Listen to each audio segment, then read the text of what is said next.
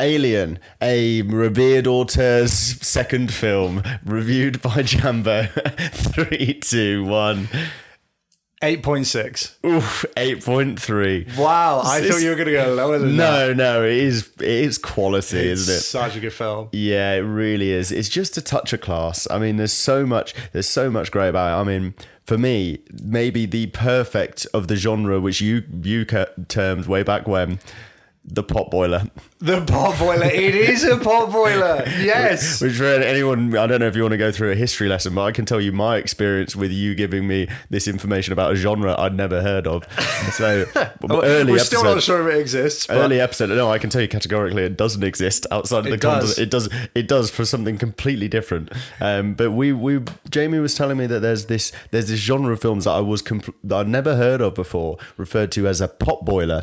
And once pressed on what that means, I mean, your definition at the time, care to elaborate? Rock solid.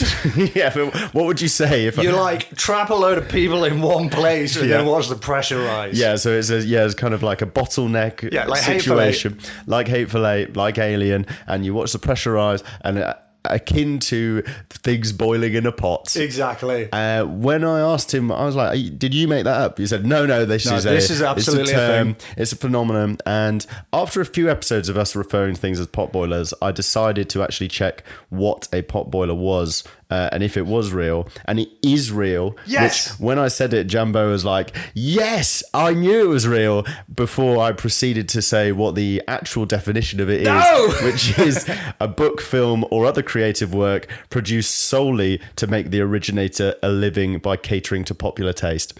It's loose. It's nothing. Which is very far from. But the fact that is a terrible name for what that definition is. Really, I think I'm part of your kind of coup of the word. Yeah, it makes way more sense. But this, as pot boilers go, and you know more than I, this is maybe the best of all time. I would say this is, every time I watch it, I enjoy it more. And you know what I think part of it is? I think that Ash is just the best character ever. Yeah. And when you realise that he's sabotaging everything, you get spoilers, to watch that. by the way. Spoilers for Alien. It's Alien. It came out in the 70s. Yeah. Like, come on.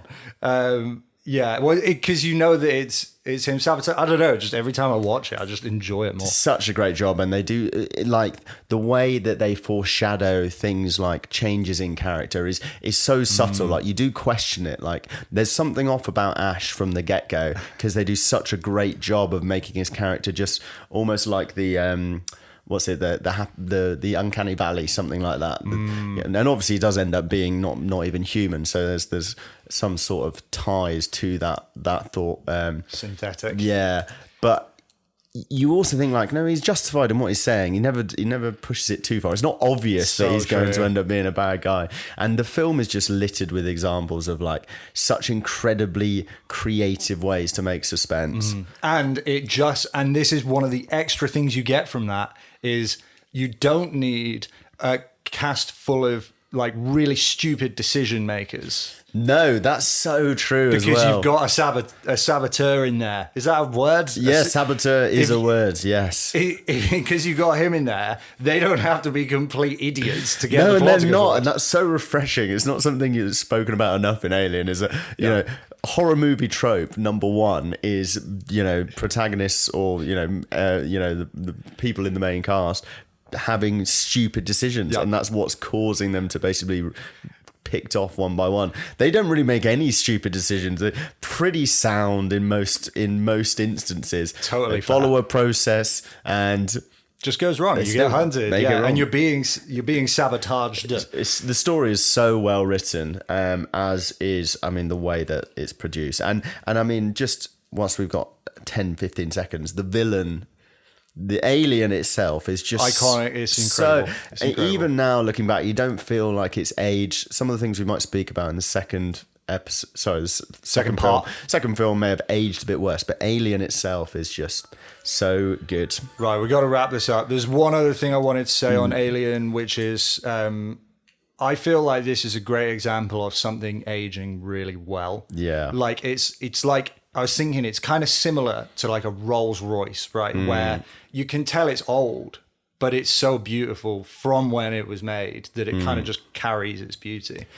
Whereas something that's kind of cheaper made from that era doesn't age like that. It is, yeah. It's a very elegant film. It's very elegant. Yeah. It's aged beautifully. Yeah, I'd say so. Good. So yeah, one of our joint most favourites. I'd say that's done well. Right. So on to the Make Night Machine. Fred, do you want to just get us started whilst I pull everything up? Yes. So next we're going to take a trip on a vast expanse to lands before unknown. And we'll have some warning sirens calling off to us in the deep. But what will happen will be left behind closed doors in the Make Night Machine. We shall be back imminently if we're still alive. Okay, I'm not really sure what happened there. I'm probably not even going to cut it out as well. I didn't think we could be asked to cut out. So we'll just let everyone into the machine this week.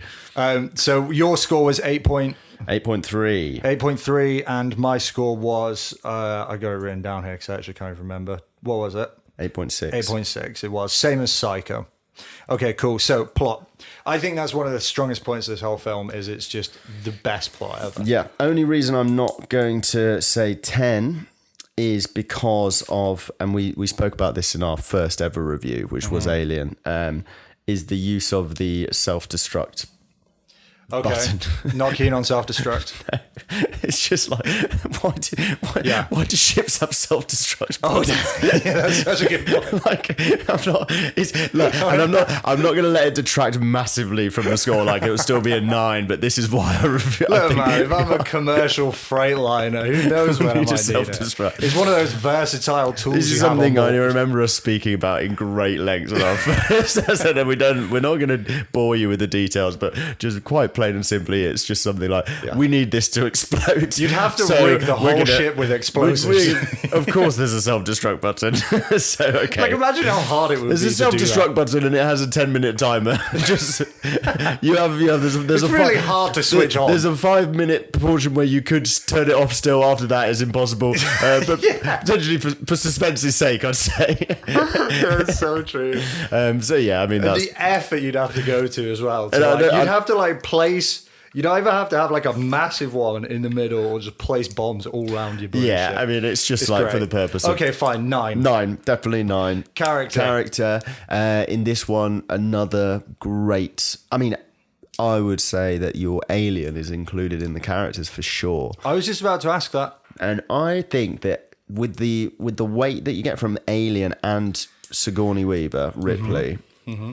And the other cast being and Ash. Okay, so these are 3. Ian Holm is incredible. These are 3 phenomenal, character. But these characters are phenomenal. Totally, like up there. Best, most iconic in film history of all time. And there are no duds outside of that. And they don't, they make quite informed decisions. I'm happy to go 10. I totally agree, 100%. Yeah, it's incredible character. So dialogue then. Dialogue is not as memorable. It's not like you. There were a couple of lines which I really stuck with me. I jotted one down, and I can't remember exactly how it went, but it was Ian Holm delivering the line, "I can't lie to you about your chances, but you have my sympathies." Yeah, he's actually quite... It's such a good line. I like when he delivers that with that like evil-ass look on his face. All right, we'll go 8. 8 is great. I think 8 is good, yeah. I was going to say 7 smooth, but I think you've won me over with that. Performance. Banging. Anyone bad, really? I mean, even like John Hurt is a small part in terms of outside of his death scene. Yeah. But he does one of the best all-time film deaths. Mate. And then Sigourney Weaver, she does a great job. And I tell you what, Silence of the Lambs, another female lead where like she's just cool as fuck. Yeah, like the whole time, she's just really cool in it. Yeah, and it really is a good it's a good trope to have. Yeah. In a film. I always enjoy it. I always enjoy 100%. Kind of a stoic bad ones? Bad performances, I wouldn't say so. Like, is there anyone that springs to mind? I think even all the comedy bits were delivered really well. Yeah, they weren't forced at all. They were just like, this is a slice of real life. Oh, man, what a which film. Is cool. Oh, yeah, I was so excited when it started again. It had that long opening like shot. Yeah. Oh, man. Just, I'm not even going to let myself get distracted. 8, right. 9? 9. 9, let's do it. Visuals. Really good. really good. Incredible. All right, any reason not for a 10? So Because visuals, just before you start, incorporates the direction as well. Which, like the room where they're talking to Mother, like beautiful. Yeah. The ship is like this massive real. It's honestly visuals 10 out of 10 for me.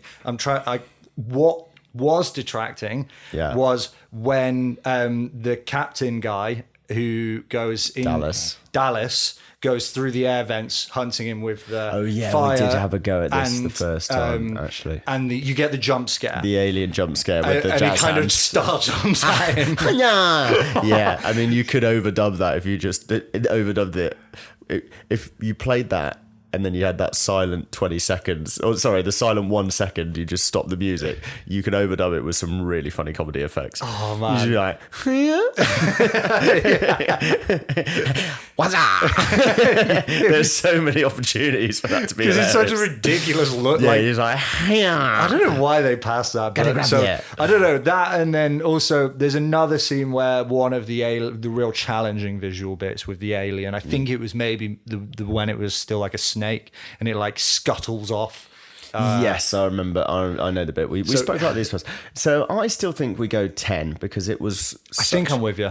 I think it was. They're not detracting enough for me, and it's been so long since this was like. I'm with you. 79. Not even a ridiculous budget as well. Yeah, I think 10. Yeah, I actually am totally with you on that. All right. Sound. This is just such a good film. Really good. This is such a good film. Yeah. You know what the last fucking score is going to be? Impact. Oh my god! This is going to score so hard. Yeah, he's one of the greats. Okay, sound. For the Mate Night methodology, everything's really good, which is so consistent. Going to be a high score. It's ticked so many boxes. Okay, sound for me is a 9.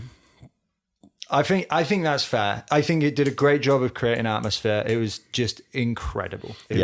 I wonder if to get a 10, you need to be maybe a bit more memorable. I think iconic, 10 needs to be like have that level of. It's like part is known for its soundtrack. You know, like there are films where like I'd say so. When someone says Star Wars, you kind of hear the theme Star Wars is a 10. I think you know when it's a 10, don't you? It's 10 out of 10. Okay, so 9, cool, and then Impact. 10. Jesus, yeah, it actually is. Yeah, that's the holy guacamole. This is going to be the first in ages. So this is a redux when we jump back in, and so we have already scored this before, and I have a feeling it's going to do better. Yes, than it will have done last time. I'm sure it will. All right, so should we go back in? Right.